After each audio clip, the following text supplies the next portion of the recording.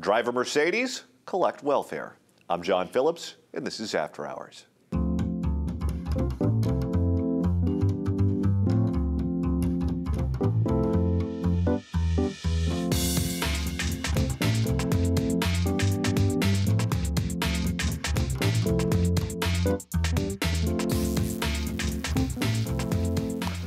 Darlene Kuna is a television producer turned stay-at-home mom to twin girls.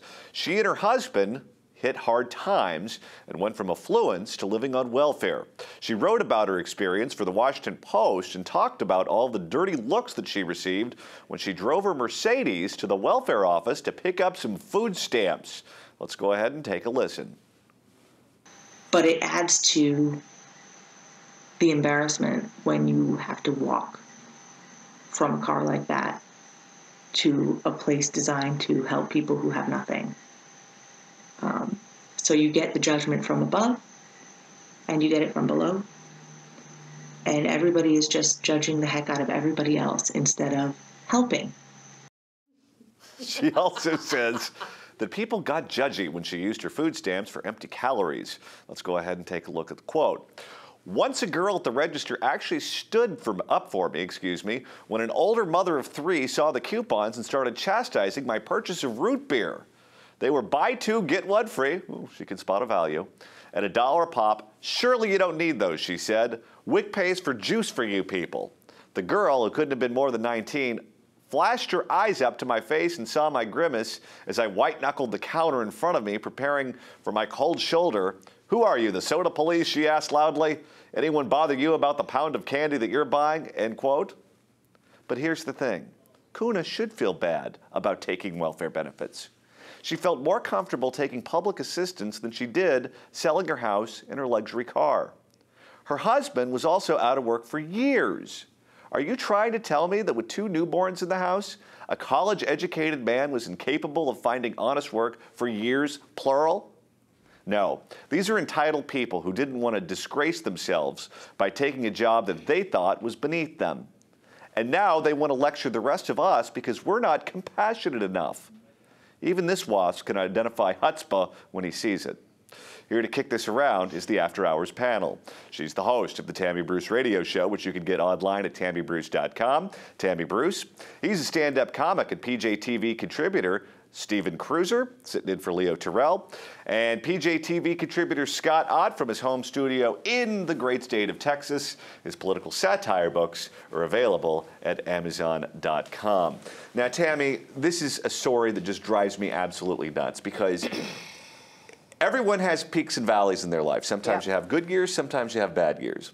When you have newborn kids and you're in a situation where someone else's existence is dependent on you bringing home the bacon, you make whatever sacrifices that you have to make that work. Sometimes that means selling the car that you like to drive. Sometimes that means selling your house and becoming a renter and cutting back there. Sometimes it means taking a job at Walmart. This family refused to do those things and felt like it was much easier for them to go on public assistance and lecture the rest of us.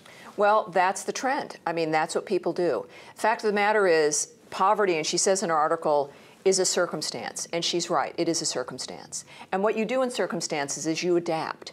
Now, you, of course, were born with a silver spoon in your mouth. We have, I think, had some, I grew up poor. My mother was on welfare for a period of time. And by the way, you should feel ashamed. This is the issue of that shame should not be something that people should feel. It's something that should move you even more aggressively out of your situation. But the truth of the matter is that Mercedes was paid off. In her article, she discussed that it was absurd that they should sell it because then they'd have to get a less reliable car. But then she talks about the Honda they have too. The fact is that I've done it. I'm sure you've done it. I don't know if you have or not, my dear.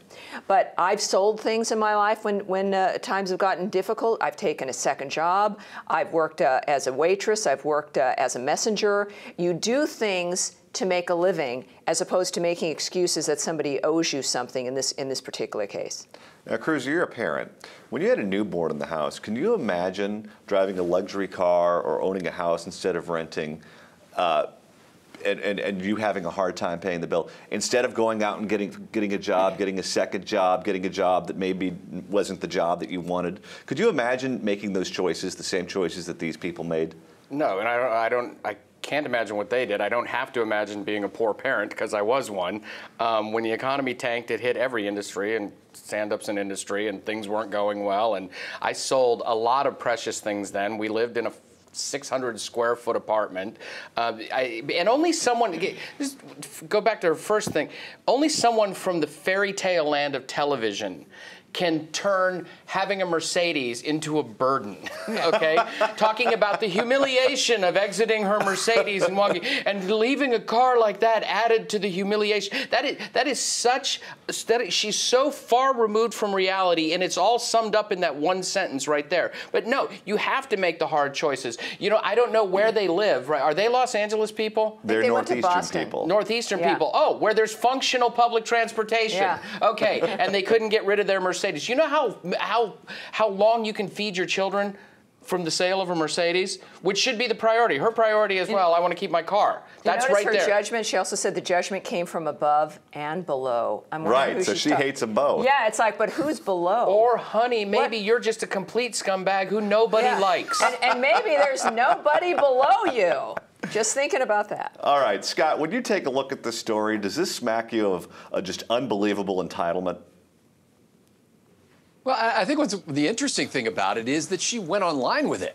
You know, she felt totally comfortable, like, unburdening herself in front of the world on camera, telling people how she felt about this.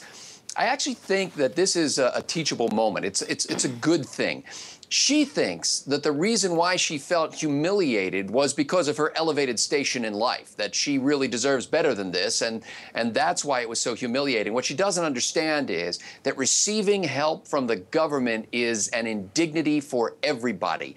It demeans a person, which is why government shouldn't be in that business. The poor people feel the same way as the rich people about this. It is humiliating. It is demeaning, and government just can't love. And the question I have is, where are the people who love them?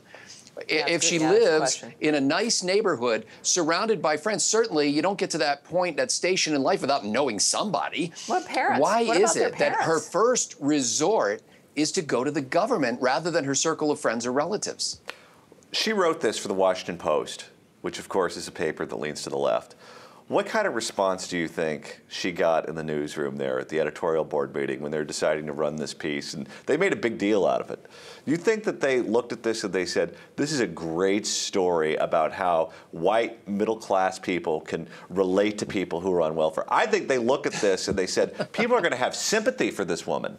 Well, one thing I noticed, which I think was probably an ad added on at the end of the column, it was all this self-obsessed whining. And at the end, she thanks President Barack Obama for the extended unemployment benefits and the food stamps, and it helped her get through this period of her life. It's the kind of thing you should say to your parents. But I'm telling you right now, I bet you $1 million, the Washington Post added that element in to have it all make sense, to have that be the conclusion. Who looks at this and feels sympathy for her? Her husband. That's it. You're done after that. Maybe not even him. Nobody on the planet. She shouldn't feel safe going out in public now. She's managed to annoy everyone. Scott, what kind of lesson do you think the kids are going to learn from this? Because I'm sure she's telling the story to the kids and she's bringing them up to think that Barack Obama saved their life. Are these kids just gone forever now? Well, the good news is so many children rebel against the lessons of their parents. And so maybe we have hope here that her children will actually reject her lifestyle. And frankly, politically, the country goes through cycles where people sort of reject the extremes of the previous generation. So I'm hopeful for that. I do wonder why maybe it got cut out, left on the cutting room floor at the Washington Post, the part about where she says to the people at the welfare office, hey, look, I've got this Mercedes. Does anybody need a ride to the grocery store? I think, yeah, maybe that just wasn't in there at all. Yeah. Well, you know, there's another attitude that came out in this that just drives me nuts. The husband worked as an editor at a newspaper. Okay, that's a dying industry. I work for a newspaper. I write a column for a newspaper. I know that job is very unstable. It could go away at any point in time because that's just the economics of the situation. And if I ever got in a situation where I needed to find a job and there weren't any newspaper jobs available, I would have to go out and find something new. He waited until another news job came, and it was years of unemployment. When your industry is facing serious problems and the economy is changing that dramatically, isn't it a little bit, I don't know, it's bad to say, well, I'm just going to wait until the job that I do comes back. I'm not going to alter what I do. I'm not going to look for a different job. I'm just going to stay where I am. I'm not going to change. I'm going to wait for the world to change with me. The only thing, but what allows that to be your mentality is the continuous extension of the unemployment benefits. And we've learned that, remember there was this in the last cycle. Exactly right. There was a last cycle of this boom in the unemployment went down, what, to 6.1, right? Well, that was attached to right after we stopped the extension of the unemployment benefits. So once again, proving the conservatives correct, that when you stop the unemployment benefits, people do go get jobs, not the jobs we necessarily want, but then you do go get that job that you were avoiding. And the benefit of that is you get out of the house, you engage with people again, you start getting more aggressive to want more. When you're sitting at home and you're on the unemployment or the welfare, you get depressed and suddenly there doesn't seem to be much hope for the future. So that decline in the unemployment rate last time was attached to the fact that we'd finally had stopped extending the unemployment benefits, and that's what facilitated that entitled mentality. That's exactly right. And Cruiser, I think attitude means a lot to people. I think attitude helps you bring, people say, oh, you're lucky. You get one job after another, you get a promotion here or a promotion there. Well, I think bosses respond to good attitudes. And if you're sitting at home, like Tammy said, you have the bad attitude and you have that storm cloud over your head. Right. The attitude here is galling. It's that my suffering is worse than yours because I fell from a higher station. Mm-hmm. That's basically what she's saying right there. Mm-hmm. And you brought up a great point about what are our kids going to think about this. Well, a lot of things, everybody makes a lot of mistakes as parents, and you hope that, the kids don't find out about a lot of them, because they're young, and you just say, okay, we got through this. She's put it out there forever for the kids to see. She can't hide this. This is on the internet now. Her kids can go back, find this WAPO column and see, this is, Mom, really? You wouldn't sell the Mercedes? This could really, really blow up in her face in a few years. Scott, any final thoughts? Yeah, I think Stephen's right, and I think that nobody likes to think that their parents are bad people, and so there's in many ways there are a lot of justifications, and if you look at America's inner cities, kids in the inner city think the cops are the bad guys, not their daddies who got arrested. All right, Scott Ott, you get the last word. You can get his political satire books at Amazon.com. Stephen Cruiser, pinch hitting for the fair-minded civil rights defense attorney, Leo Terrell and Tammy Bruce, whose column can be read at WashingtonTimes.com. If you'd like to comment on today's episode, you can do so in the comment section below. For After Hours, I'm John Phillips. Thanks for watching.